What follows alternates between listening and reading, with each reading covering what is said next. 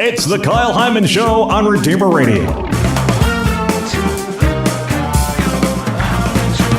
This is Kyle Hyman, and joining us to talk about a club that's out there for girls. And there's actually one of our parishes in the diocese is doing this. It's called Fidelis. And joining us to talk about it is Jessamyn Anderson. Thanks for being here, Jessamyn.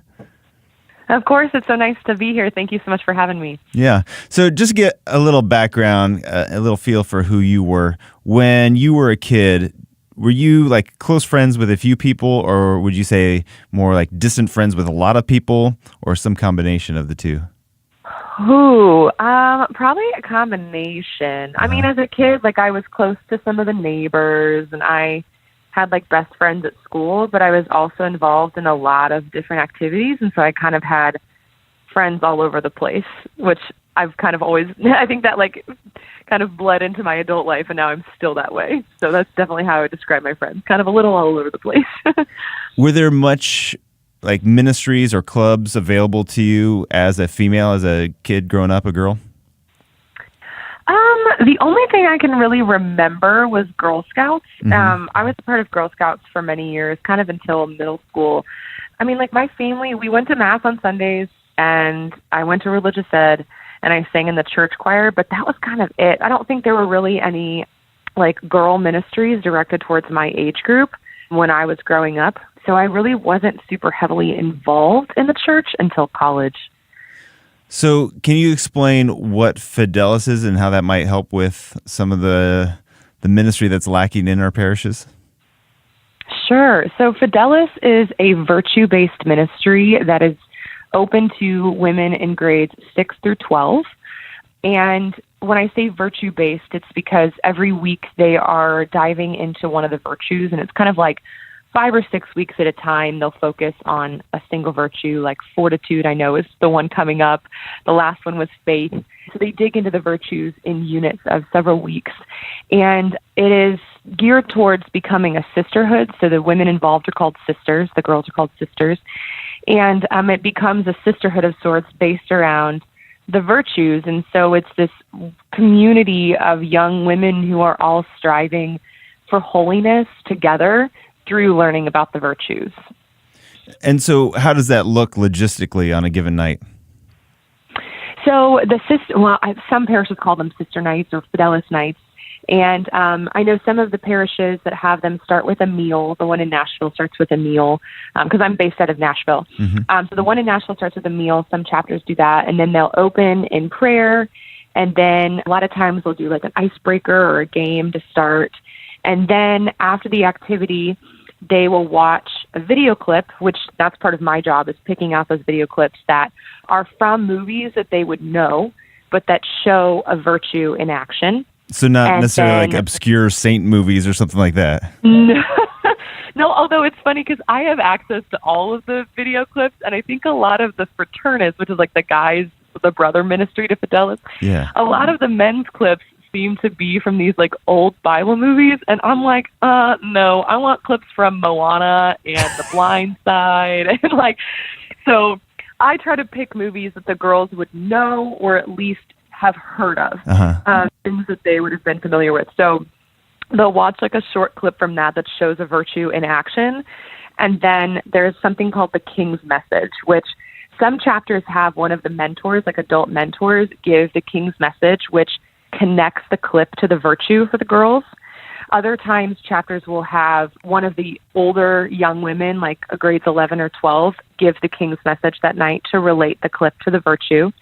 And then after that, they break into small groups by grade and have small group time where there's questions that, again, like try to help them learn about what this virtue looks like in their lives, so that it really connects it to living out the faith through these virtues. And then they'll close the night in prayer. Some chapters will close with Compline, others will just close in like another kind of prayer. But that's essentially like the layout of the night. So going back to the movie idea, can you explain how you would talk about a virtue based on a clip from Moana, for example? Sure. So I'm trying to think of the phrase. Every single week, there's a phrase about the virtue. So it would be something like, the fortitudinous woman blah, blah, blah. So like, I'm trying to think of the one from Moana. I'll be working on it today. But it's like the fortitudinous woman suffers for a just cause. Okay. Or the fortitudinous woman, I know one of the ones I was working on was like endures with the strength and example of Jesus. And so the one that I used for the endures with the strength and example of Jesus was actually a clip from Les Mis. It's when Eponine dies at the barricade. She saves Marius by taking a shot for herself, and she is willing to suffer with strength. And so she is an example of fortitude by saying, like, I'm going to sacrifice myself for a greater cause, and I'm going to die knowing that it was for a purpose, that my death is not in vain, and to do it out of love. And that's what Jesus did, right? So he died, he suffered with courage for our sake, for another. Mm-hmm. And so I'm able to show that through a clip from something like Les Mis. I can't remember the one from Moana off the top of my head, but a lot of it is like Moana going out. She's very courageous. She has a lot of fortitude, and she's willing to go out on her culture and her family's behalf to fight for what she knows is right in that situation. And so that's kind of how we try to connect these clips to the virtues. We're talking with Jessamyn Anderson about the Fidelis Club for Girls, which we talked about. You mentioned Fraternus. We talked about that back in episode 171. We had Jimmy Mitchell on. And then in episode 293, we talked to one of our local guys, Dan Landrigan, because they got Fraternus going over at St. Elizabeth Ann Seton. And they're actually bringing Fidelis to that parish as well. Can you explain how it got started? Sure. So yeah, Fraternus was first. I don't know the exact numbers of years, but Fraternus came out several years before Fidelis. Fidelis has been around for, I want to say, about 4 or 5 years. Oh, okay. And it kind of developed out of Fraternus. And so Fraternus kind of had this structure of this virtue-based ministry for men, and it was kind of just like feminized initially. And I think now we're kind of in the process of like really customizing it for women, but it was developed as a sister ministry. So these young men were going to Fraternus, and they were really being formed into these incredible, holy young men. And I think a lot of families were like, well, we want something for our women too. We want our girls to have the opportunity to learn about the virtues, to grow into these strong Catholic women, to learn who they are in Christ, to know that they are a daughter. And that's kind of how Fidelis was developed out of Fraternus. So the format of everything is very, very, very similar. And even the lessons are the same. So like the fortitudinous man suffers for a just cause, and the fortitudinous woman suffers for a just cause. So every week they're actually the same lessons. So if there's a brother and a sister in a family, they're learning about the virtues at the same time. And so it's something that kind of really ties the ministries together and makes it a family affair, which is really beautiful. So a lot of our parishes have youth groups, and they're doing Life Teen or Y Disciple, and they're doing middle school and high school. And this is also for middle school and high school. So would this be something that you would say you would add to an existing youth group, or would this take the place of meeting together, male and females together? Instead of doing that, you would meet separately and do Fraternus and Fidelis? I think it's kind of an additional thing, okay. Because I think there is so much beauty. Doesn't feel like the right word. It's really positive to have men and women developing healthy relationships in middle school and high school, like to learn how to grow in holiness in co-ed situations. That is good. That is a good thing.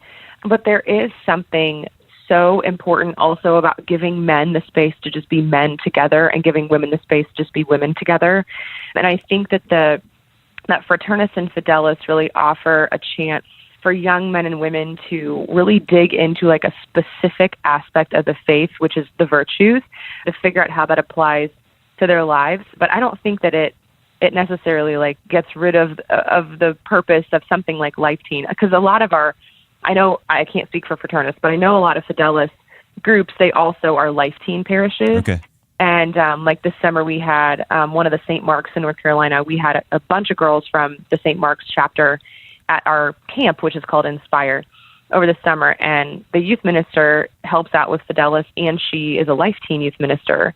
And so I think that they've really struck this beautiful balance with their parish of kind of understanding the purpose of those ministries. And a lot of the kids, I think, are involved in both. They just have a different purpose. You mentioned the summer camp Inspire. Is that something that you would have to be a part of a local chapter, or could somebody who their parish isn't offering Fidelis, could they still come to the summer camp? I'm honestly not entirely sure. Okay. Because most of the times, last summer was the first Inspire I'd ever been to. I emceed it and helped organize it, and it was mostly chapters that brought girls because there is a lot of coordination that has to happen with the chapters. And we had a few random girls from Nashville come that weren't there wasn't a Nashville chapter that organized a group to go to Inspire. Mm-hmm. And it was really challenging. So I think that it's probably possible, but it is much easier if they're involved in a chapter. And I know you mentioned St. Elizabeth Seton. Yep. Linda Landrigan is the woman who's helping out with Fidelis at St. Elizabeth Seton, and she actually came to Inspire this summer to kind of see it in action and get to know some of the other lead ladies, which are the women in charge of the ministry at their parishes. So it was really great to have her there, and she got to see it all in action before putting it into motion at her parish, which was really neat to have her there. So if somebody's listening from a different parish in the diocese, I'm guessing that you could meet up with them and be a part of their group, because I imagine they'll be going this summer. But for those parishes that don't offer this, which is basically all but one of them in our diocese, how would you get a Fidelis group started in your parish? What's the process of getting that going? You can go to our website, and there's information about starting a new chapter. Mm-hmm. And there's different regulations and things like that to get set up. But we've had a lot of women reach out to us recently about getting a chapter going, and it's definitely something that is growing right now at a lot of parishes. So it's an exciting time to be a part of it. But you can just email info@fidelisonline.org, and I'll be able to snag your info and pass it along to our national director, Priscilla, who has more information about getting a chapter set up at your parish. And would you have to also do this along with Fraternus, or if there's a lot of enthusiasm for getting a young ladies group together and they want to do Fidelis, and right now there's not some leadership to take on the task of Fraternus, could you do one without the other? Yes. Okay. Yes, you definitely can. All right. Well, we can encourage people to check out the website, fidelisonline.org. That's FIDELIS online.org. And you've got videos up there, a lot of information. And like you said, under Take Action, you can start a Fidelis chapter, and there's information there of what you might need to get going, as well as the contact info. So great. This sounds awesome. And hopefully some more parishes can get this going and be a part of Fidelis. Thank you so much, Jessamyn Anderson, for joining us today and sharing this with us. Thank you so much for having me. I hope you have a wonderful day.